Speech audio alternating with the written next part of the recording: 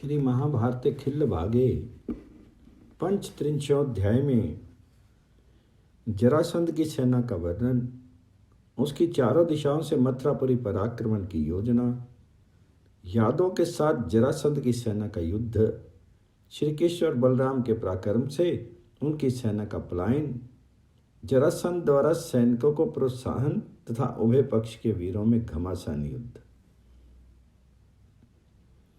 वैशंपायन जी कहते हैं, जन्मेजय वे सब नरेश मथुरा के उपवन में पहुंच करके छावनी डाले हुए थे। वहां समस्त वृष्णिवंशियों ने श्री कृष्ण को आगे करके उन्हें देखा। जब श्री कृष्ण ने मन ही मन प्रसन्न होकर के बलराम जी से कहा, आर्य, देवताओं का कार्य एवं प्रयोजन शीघ्र ही सिद्ध होने वाला है, इसमें संशय नहीं है। तभी तो ये राजा जरासंध स्वयं ही हमारे निकट आ पहुंचा है।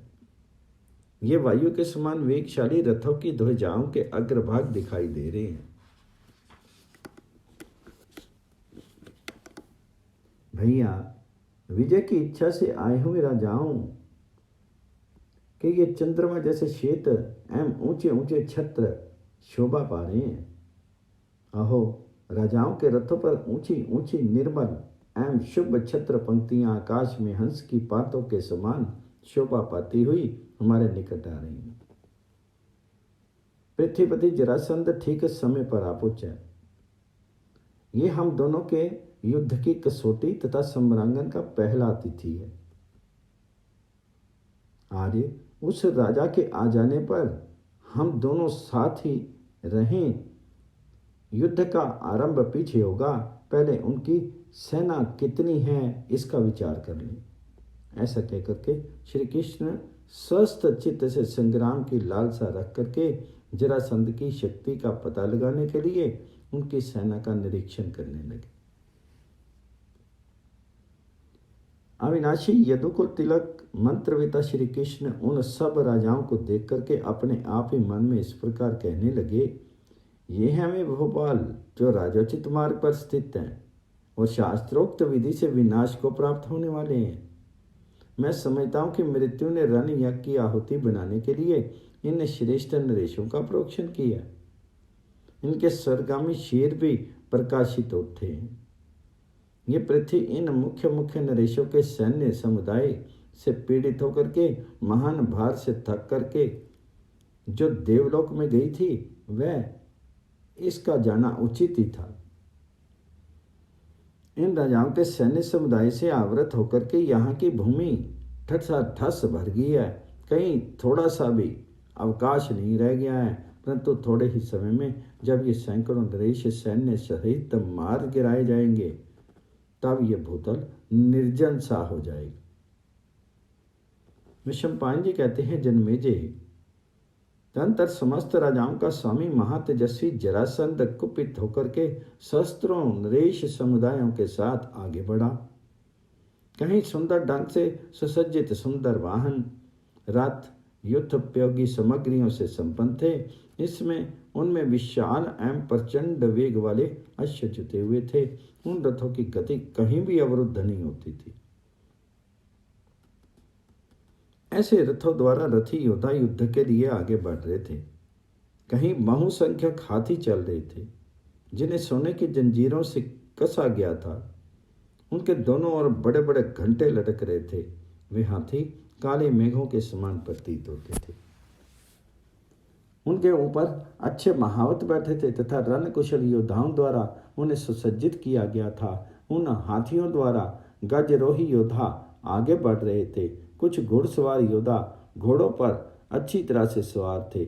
उनके वे घोड़े वायु के समान वेगशाली थे और उछलते कूदते हुए आगे बढ़ते समय आकाश में उड़ते हुए पक्षियों के समान प्रतीत होते थे। बलवानों में श्रेष्ठ सैनिक भी ढाल और तलवार लिए प्रचंड रूप धारण करके आगे बढ़ते थे। वे हजार हजार की टोलियों में एक साथ चलते थे और उछलते हुए सर्पों के समान दिखाई देते थे। इस प्रकार मंडराते हुए बादलों के समान चतुरंगनी सेनाएं साथ लेकर के वीर व्रत को धारण करने वाले बलवान राजा जरासंध युद्ध के लिए आगे बढ़ रहा था। वह मेघ के समान गंभीर घर घर घोष करने वाले रथों, चिंगाड़ते हुए मत वाले हाथियों, हिनहिनाते हुए घोड़ों तथा गरजते हुए पैदल सैनिकों द्वारा उस पुरी की संपूर्ण दिशाओं तथा वनों को कोलाहलपूर्ण बनाता हुआ आ रहा था। सेना के साथ आता हुआ राजा जरासंध विशाल समुद्र के समान दिखाई देता था। भूमिपालों की वह सेना रिष्ट पुष्ट योद्धाओं से परिपूर्ण थी।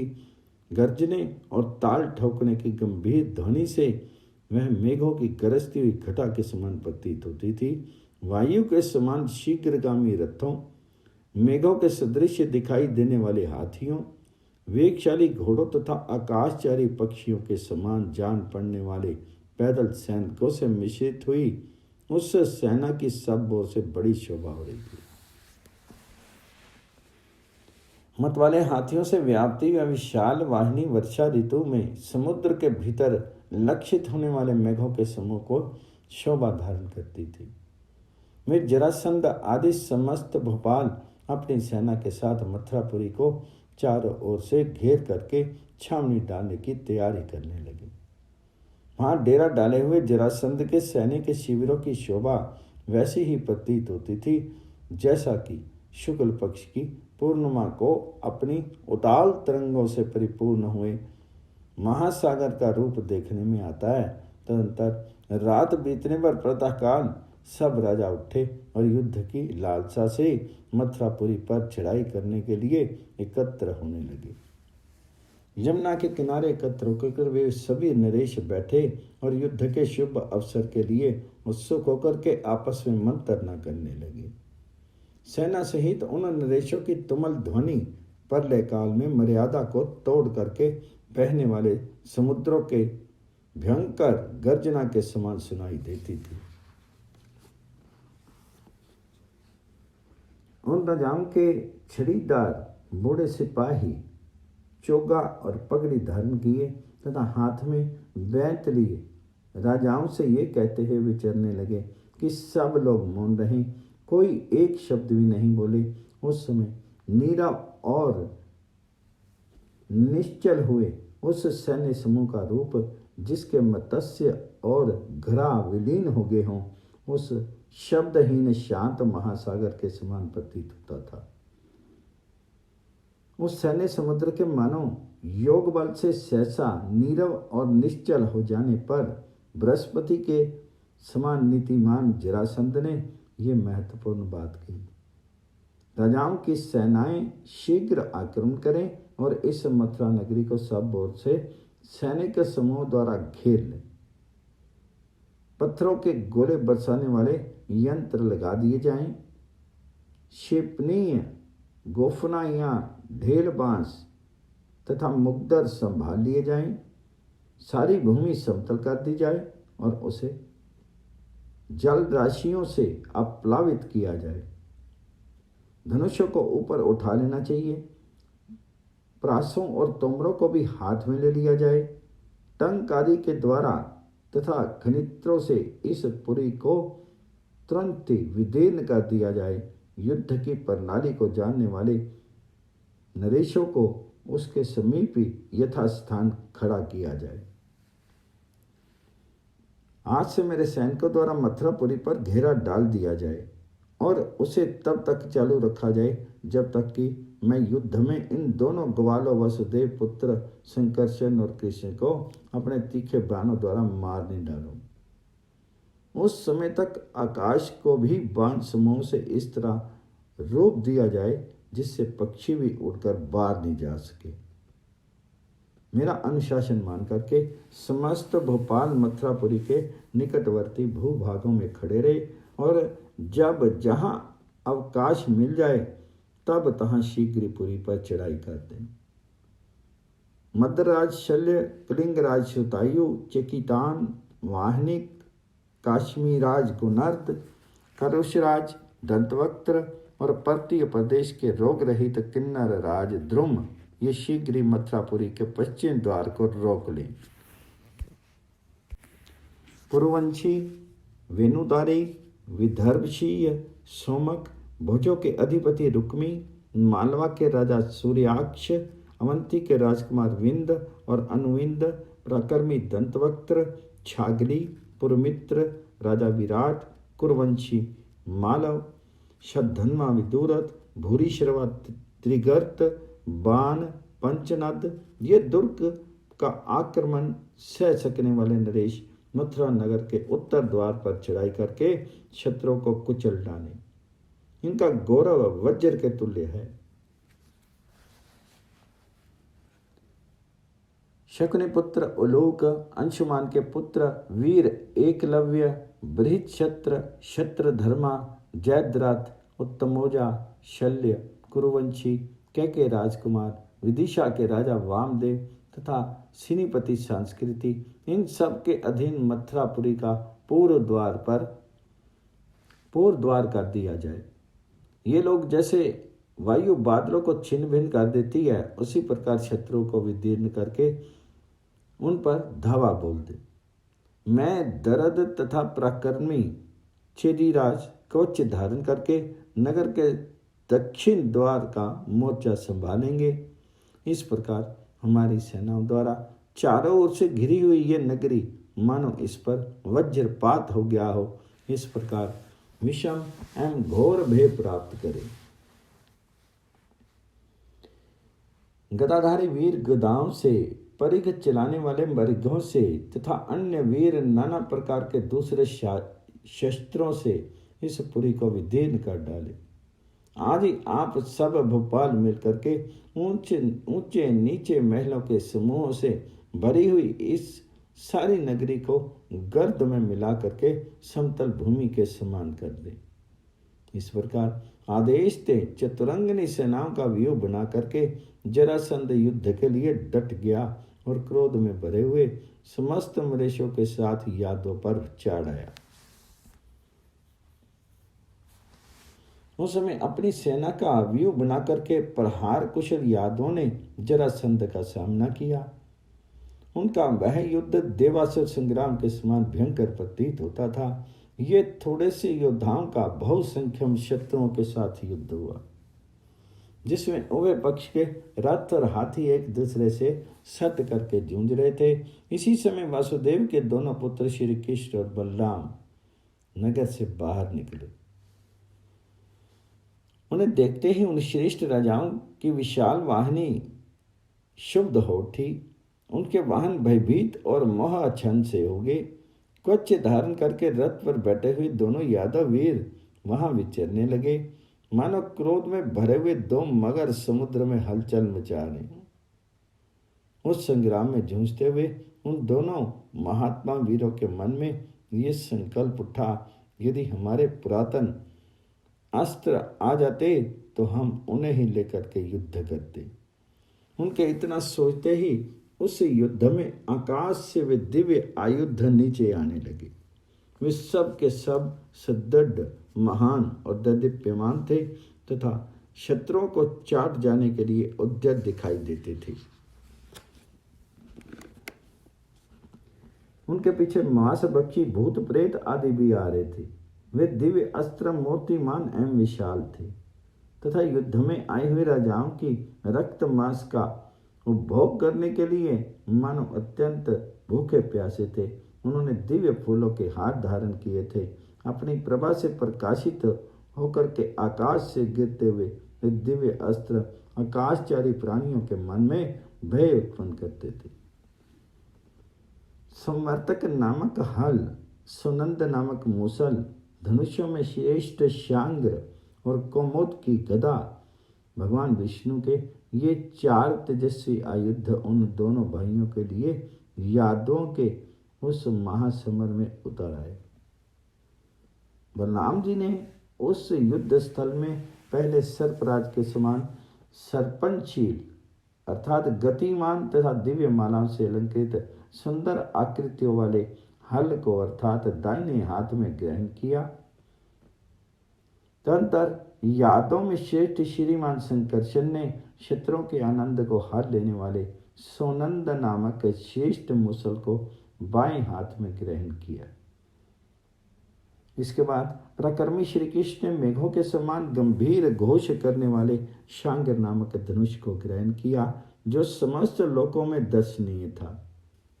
देवताओं ने जिन्हें अपना प्रयोजन बताया था और जिनके नेत्र खिले हुए कुमुद के समान शोभा पाते हैं, उन भगवान श्री कृष्ण के दूसरे हाथ में वह सुप्रसिद्ध कौमुदकी गदा सता आ गई। उन आयुधों से युक्त होकर के साक्षात विष्णु विग्रह के समान शीर वाले दोनों वीर बलराम और श्री कृष्ण सम्रांगन में उन शत्रुओं के साथ युद्ध करने लगे। उन दिव्य आयुधों को ग्रहण करके एक दूसरे को सहारा देने वाले वे अग्रज और अनुज रूप दोनों वीर बंधु श्री बलराम और श्री कृष्ण शत्रुओं का सामना करते हुए ईश्वर कोटि के महापुरुषों के समान पराक्रम दिखाने लगे। वसुदेव के वे दोनों पुत्र रणभूमि में देवताओं के समान विचरते थे। वीर बलराम क्रोध में भर करके सर्पराज के समान हल उठाए शत्रुओं के लिए काल रूप होकर के समर भूमि में विचर रहे थे। वे महामनस्वी क्षत्रियों के रथ समूह को पीछे ढकेलते हुए हाथी और घोड़ों पर अपना रोष सफल करने लगे। बलराम जी गजराजों को हल से खींच करके उन्हें मुसल की मार से घायल करते हुए सम्रांगन में अद्भुत शोभा पा रहे थे। उन्होंने पर्वत के समान हाथियों को मथ डाला।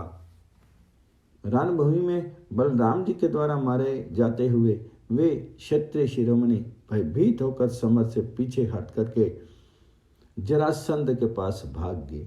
उस समय क्षत्रिय धर्म में स्थित रहने वाले जरासंध ने उन क्षत्रियों से कहा, अरे सम्रांगन में कातर हृदय होकर के पीछे भागने वाले तुम सब लोगों को इस क्षत्रिय वृत्ति को धिक्कार है। जो क्षत्रिय संग्राम भूमि में रथहीन होने पर पीठ दिखा करके भागने लगता है, उसकी इस भीरता के मनीषी पुरुष भ्रूण हत्या के समान असह्य मान बताते हैं। योद्धाओं, तुम भयभीत होकर के युद्ध से पीछे क्यों हटते हो? तुम्हारी ऐसी क्षत्रिय वृत्ति के धिक्कार है। मेरी वाणी से प्रेरित हो तुम सब लोग शीघ्र ही युद्ध भूमि को लौट जाओ, अथवा रथों के द्वारा दर्शक बनकर तब तक खड़े रहो जब तक कि मैं रणभूमि में इन ग्वालों को मार करके यमलोक नहीं भेज देता। तब जरासंध से प्रेरित होकर के वे समस्त क्षत्रिय बाण समूहों की वृष्टि करते हुए बड़े हर्ष के साथ युद्ध के लिए डट गए। वे सोने के आभूषणों से विभूषित हुए घोड़ों, मेघ की गर्जना के समान घर घर ध्वनि फैलाने वाले रथों और महात्तों द्वारा हांके गए मेघों के समान काले गजराजों द्वारा आगे बढ़ करके युद्ध करने लगे। उन सबके शीर में कच्च बंधे थे, सबने तलवारें ले रखी थी, सभी ध्वजा पताका और युद्धों से संपन्न थे, सभी के धनुष चढ़े हुए थे तथा सबने तरकश और तोमर ले रखे थे। रथ पर बैठे हुए उन राजाओं के ऊपर छत्र तने हुए थे, मनोहर चवट डुलाए जाते थे, उनके साथ घुड़सवार भी थे। युद्धभूमि में स्थित हुए वे सभी नरेश बड़ी शोभा पा रहे थे। योद्धाओं में श्रेष्ठ उन रथी वीरों का युद्ध में अनुराग था, इसलिए वे भारी गदाओं, क्षेपणियों तथा मुद्गरों से विपक्षियों को घायल करते हुए उनकी सेनाओं में घुस गए। इसी बीच में देवताओं का अनंत बढ़ाने वाले भगवान श्री कृष्ण उत्तम गरुड़ ध्वज रथ पर आरूढ़ होकर के जरासंध पर चढ़ आए। उन्होंने 8 बाणों से उसको घायल कर दिया और 5 पैने बाणों द्वारा उनके सारथी को भी बांध डाला और भींध दिया। जरासंध बचने का प्रयत्न करता ही रह गया, किंतु पराक्रमी श्री कृष्ण ने रणभूमि में उनके घोड़ों को भी मार डाला। उसे संकट में पड़ा जान करके महारथी चित्रसेन तथा सेनापति कैशिक दोनों आ पहुंचे और श्री कृष्ण को अपने बाणों द्वारा घायल करने लगे। कौशिक ने लगातार 3 बाणों से बलराम जी को बींध दिया। तब बलराम ने भी एक भल्ल मार करके युद्ध में उसके धनुष के 2 टुकड़े कर डाले। साथ ही वेगपूर्वक बाणों की वर्षा करके उन तीनों शत्रुओं को पीड़ित कर दिया। उन्होंने बहुत से स्वर्ण भूषित बाणों द्वारा उन वीरों को सब ओर से बारंबार घायल किया। सब क्रोध में भरे हुए चित्रसेन ने 9, कौशिक ने 5 तथा जरासंध ने 7 बाणों से उनकी शत विशत कर दिया। यह देख करके श्री कृष्ण ने 3-3 नाराजों से उन तीनों को भेज डाला। फिर बलदेव जी ने भी 5-5 पहनने मानों से उन सबको घायल कर दिया। इसके बाद पराक्रमी बलराम ने चित्रसेन के रथ के टुकड़े टुकड़े कर दिए तथा एक भल मार करके युद्ध स्थल में उनके धनुष के भी 2 खंड कर डाले। धनुष और रथ के नष्ट हो जाने पर रोष में भरा हुआ पराक्रमी चित्रसेन मूसलधारी बलराम को मार डालने की इच्छा से हाथ में गदा लेकर के उनकी ओर दौड़ा। यह देख करके बलराम चित्रसेन के वध की इच्छा से उस पर नाराजों की वृष्टि करने लगे। इतने ही में महाबली जरासंध ने बलराम जी के धनुष को काट दिया। साथ ही क्रोधपूर्वक गदा का प्रहार करके महाबली वीर मगधराज जरासंध ने उनके घोड़ों को काल के गाल में भेज दिया। फिर बलराम जी पर भी धावा किया। बलराम जी भी मूसल लेकर के जरासंध पर टूट पड़े। एक दूसरे के वध की इच्छा वाले उन दोनों वीरों में घोर युद्ध होने लगा। उधर चित्रसेन मगधराज को बलराम जी के साथ उलझा हुआ देख करके दूसरे रथ पर चढ़ करके आ गया और जरासंध को लड़ने से रोकने लगा। तदनुसार वह विशाल गज सेना के साथ जरासंध और बलराम के बीच में आ गया और उन दोनों भाइयों के साथ ही घोर युद्ध करने लगा। तब विशाल सेना से घिरा हुआ महाबली जरासंध बलराम और श्री कृष्ण ने अग्रगामी भुजों पर जा चढ़ा। फिर तो वहां उभय पक्ष की सेनाओं में विशुद्ध महासागर के समान बड़ी भयंकर एवं भारी गर्जना सुनाई देने लगी। राजन, दोनों सेनाओं में वेणु, भैरी, मृदंग और शंख आदि शस्त्रों वाद्यों का महान घोष होने लगा। योद्धाओं के गर्जने, ताल ठोकने और उच्च स्वर से पुकारने आदि के कारण वहां सब और तुमुल ध्वनि छा गई। घोड़ों की तापों और रथ के पहियों के प्रांत भाग से उठी हुई धूल सब और उड़ने लगी। उभय पक्ष के शूरवीर सैनिक बड़े बड़े शस्त्र उठाए, धनुष लिए एक दूसरे के सम्मुख गर्जना करते हुए युद्ध स्थल में डटे हुए थे। उस युद्ध में सब और रथी, घुड़सवार, शस्त्रों, पैदल तथा अंत्यज बलशाली गजराज एक दूसरे पर टूट पड़ते थे। वृष्णियों के साथ जरासंध के योद्धाओं का वह घमासान युद्ध प्राणों का मोह छोड़ करके हो रहा था और भयानक रूप धारण करता था। भरतनंदन तदंतर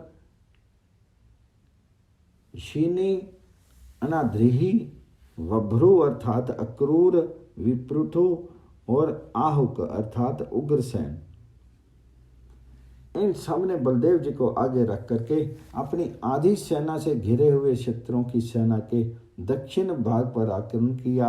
प्रभु, इस भाग की रक्षा चेदी राज शिशुपाल, जरासंध तथा उत्तर दिशा के महाप्रकर्मी योद्धा शल्य और शाल्व आदि नरेश कार्य थे। यादवों ने जीवन का मेद छोड़ करके शत्रुओं पर बाण वर्षा आरंभ कर दी। शेष सेना के आधे भाग से घिरे हुए अवघा, पृथु, कंक, शत्रुधुम्न और विदुरथ आदि वीरों ने भगवान श्री कृष्ण को आगे रख करके शत्रु सेना के वाम भाग पर आक्रमण किया। राजेंद्र, वह बाघ भीष्मक, महामना रुक्मी, देवक, मद्रराज, शल्य तथा गुप्त बल प्रक्रम से संपन्न पूर्व और दक्षिण दिशा के वीरों से सुरक्षित था। इन्हीं सब लोगों में जीवन का मोह छोड़ करके युद्ध होने लगा। ये लोग बिजली के समान गड़गड़ाहट पैदा करने वाले शक्ति, रिष्टि, प्रास तथा बाण समूहों की वर्षा करते थे। सात्विकी, चित्रक, श्याम, प्रकर्मी, युयुधान, राज अधिदेव, मृदो, महारथी, शिरफल्क, सत्राजित और परसैन, इन सब ने विशाल सेना से घिर करके युद्ध स्थल में शत्रुओं के व्यू के पुच्छ भाग पर आक्रमण किया। मृदुर से सुरक्षित रह करके इन्होंने व्यू के आधे भाग पर धावा बोल दिया। उस समय इनका वेणुदारी आदि बहुत से राजाओं के साथ युद्ध हुआ। इस प्रकार श्री महाभारत के खिलबाग हरिवंश के अंतर्गत विष्णु पर्व में जरासंध का मथुरा पर घेरा और दोनों पक्ष के योद्धाओं के युद्ध का वर्णन विषयक 35वां अध्याय पूर्ण हुआ।